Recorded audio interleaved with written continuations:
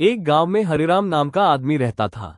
वो देखने में साधारण किसान था, लेकिन उसकी आदत बहुत बुरी थी, लालच। वो जितना पाता उससे ज्यादा पाने की सोचता। खेत में अच्छी फसल होती तो वो और जमीन खरीदने के सपने देखने लगता। कोई पड़ोसी नई गाय खरीदता तो उसे 2 गाय चाहिए होती। गांव के लोग उसकी इस आदत से परेशान थे। वे कहते, हरिराम, जो मिला है उसी में संतोष कर। लेकिन वो हंसकर कहता, अरे, संतोष करने से कोई अमीर नहीं बनता। एक दिन गांव में एक साधु आया। साधु ने गांव वालों को आशीर्वाद दिया और कहा, मैं जिसे चाहूं उसे एक वरदान दे सकता हूं। जो मांगेगा वो चीज 3 गुनी होकर मिलेगी। सभी ने साधु से वरदान मांगा, लेकिन समझदारी से। किसी ने अनाज मांगा तो किसी ने कपड़े। जब हरिराम की बारी आई तो उसकी आंखों में लालच चमक उठा। उसने सोचा, अगर मैं सोना मांगूंगा तो 3 गुना मिलेगा, लेकिन अगर मैं दुश्मन की मौत मांग लूं तो?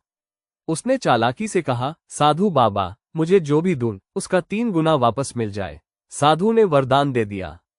पहले दिन हरिराम ने अपनी पत्नी को एक सोने का सिक्का दिया और देखते ही देखते 3 सिक्के उसके सामने आ गए। वो खुशी से पागल हो गया। उसने मुंह में खाना डाला, 3 गुना खाना थाली में भर गया। कपड़े पहने, 3 जोड़ी बन गए।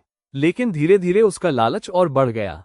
वो लगातार चीजें इकट्ठा करने लगा, लेकिन घर में जगह खत्म हो गई। अब उसने सोचा, अगर मैं किसी को एक थप्पड़ मारूंगा तो उसे 3 गुना दर्द होगा। उसने एक पड़ोसी को गुस्से में थप्पड़ मार दिया।